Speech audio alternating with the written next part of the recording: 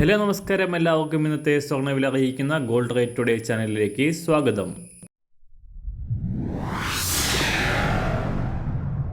ഇന്നത്തെ സ്വർണ്ണവിലയിലേക്ക് കടക്കുന്നതിന് മുൻപായി എല്ലാ ദിവസവും സ്വർണ്ണവിലയും വെള്ളിവിലയും സ്വർണ്ണത്തെ സംബന്ധിച്ച കൂടുതൽ വിവരങ്ങളും യഥാസമയം ലഭിക്കാനായി സ്ക്രീനിൽ വലതുവശത്ത് കാണുന്ന ചുവന്ന നിറത്തിലുള്ള സബ്സ്ക്രൈബ് ബട്ടൺ അമർത്തിയതിനു ശേഷം തൊട്ടടുത്ത് കാണുന്ന ബെൽ ബട്ടൺ കൂടെ അമർത്തി തുടർന്ന് വരുന്ന ഓപ്ഷൻസിൽ ഓൾ എന്ന് സെലക്ട് ചെയ്യുക. വീഡിയോ ഇഷ്ടമായാൽ ഒരു ലൈക്ക് നൽകാനും നിങ്ങളുടെ നിർദ്ദേശങ്ങൾ കമൻറ്റ് ചെയ്യാനും കൂടെ ശ്രദ്ധിക്കുക. ഇന്ന് 2024 സെപ്റ്റംബർ മാസം 20-ാം തീയതി, കന്നിമാസം 4-ാം തീയതി, വെള്ളിയാഴ്ച. സമയം രാവിലെ 7 മണി. ഇന്നലെ വീഡിയോയിൽ സൂചിപ്പിച്ചിരുന്നതുപോലെ തന്നെ സ്വർണ്ണവില വീണ്ടും കുതിച്ചുയരുകയാണ്. കഴിഞ്ഞ ആഴ്ചയിൽ റെക്കോർഡ് വിലയിലേക്ക് ഉയർന്നതിന് ശേഷം 3 ദിവസമായി തകർച്ച നേരിട്ട അന്താരാഷ്ട്ര സ്വർണ്ണവില ഇന്നലെ രാവിലെ $2,563 പരിധിയിലായിരുന്നു.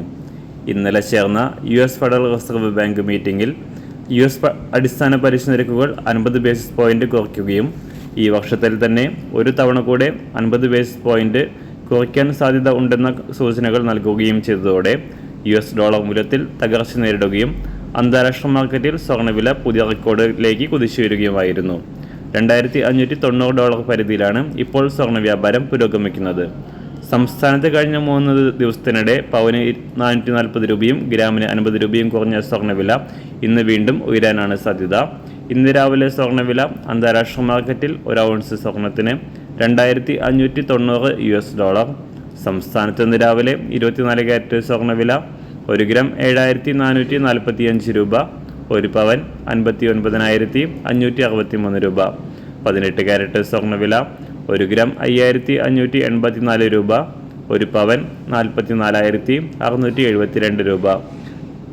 916 സ്വർണ്ണവില 1 ഗ്രാം 6,825 രൂപ, 1 പവൻ 54,600 രൂപ.